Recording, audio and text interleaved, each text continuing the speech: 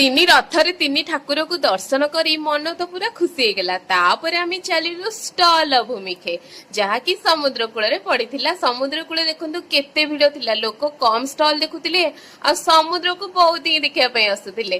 ତ ଏଠି ଦେଖନ୍ତୁ କେତେ ବଡ ଗୋଟେ ଏଡେ ବଡ କାର୍ଟୁନ ଲାଗିଥିଲା। ଏ ଘରଟା ରିଅଲ ନା ଫେକ୍ ମୁଁ ନିଜେ ବି ଜାଣି ପାରିଲିନି। ତାପରେ ଆମେ ଯାଇ ଦେଖିଲା ବେଳକୁ କେତେ ସୁନ୍ଦର ସୁନ୍ଦର ଜିନିଷ ବିକ୍ରି ହଉଥିଲା। ତାପରେ ଖାଇଥିଲୁ ନିଜ ମନ ପସନ୍ଦର ଆଇସ୍କ୍ରିମ। ଏଠି ଗଲା ପରେ ଜଗନ୍ନାଥଙ୍କର ସବୁ ବେଶ, ଜଗନ୍ନାଥଙ୍କର ସବୁ କର୍ମ ଯାହା ବି ହୁଏ ମରା ହେଇଥିଲା। ଆଉ ଏଠି ପ୍ରଧାନମନ୍ତ୍ରୀ ମୁଖ୍ୟମନ୍ତ୍ରୀଙ୍କର କିଛି ଫଟୋ ଥିଲା। ତ ଦେଖନ୍ତୁ ଏଇଟା ହେଲା ମହାପ୍ରଭୁଙ୍କର କିଛି ଆକର୍ଷଣୀୟ ବେଶ, କେମିତି ଲାଗୁଛି ମତେ କହିବେ।